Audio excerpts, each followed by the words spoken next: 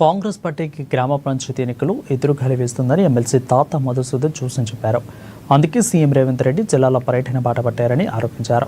ఇక మన్మోహన్ సింగ్ ఫోటోతో సమానంగా ముఖ్యమంత్రి ఫోటో పెట్టుకున్నారని, ఫోటో పెట్టుకున్న మాత్రాన మన్మోహన్ సింగ్తో సమానం కారని చెప్పారు. ఇక ఇంద్రమ్మ చీర కట్టుకుని ఓటేయండి అని ముఖ్యమంత్రి స్థాయి వ్యక్తి చెప్పడం సరికాదని అన్నారు. నిన్న జరిగిన మీటింగ్ అటర్ ఫ్లాప్ అని, మీటింగుకు ఎవరూ రాలేదని ఎద్దేవా చేశారు.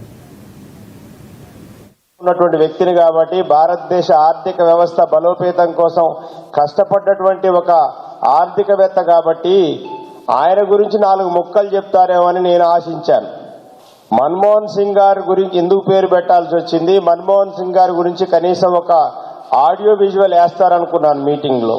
పేరుకేమో మన్మోహన్ సింగ్ గారి పేరు ఆ యూనివర్సిటీ శంకుస్థాపన మేము అంతకుముందే చెప్పాం.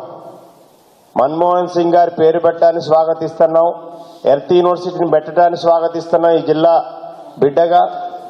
కానీ నిన్న పెట్టినటువంటి మీటింగ్లో మన్మోహన్ సింగ్ గారి గురించి కనీసం ఎవరన్నా ఒక మాట్లాడే వ్యక్తి, జిల్లా 3 మంత్రులు కానీ, మరి అక్కడ మాట్లాడినటువంటి సిపిఐ శాసనసభ్యులు కోనంనేని సాంబశివరావు గారు కానీ, లేదు అంటే సాక్షాత్ ముఖ్యమంత్రి గారు కానీ, లేకపోతే మన్మోహన్ సింగ్ గారితో పనిచేసినటువంటి బట్టి విక్రమార్క గారు కానీ, వీళ్ళెవరైనా కనీసం మన్మోహన్ సింగ్ గారి గురించి ఒక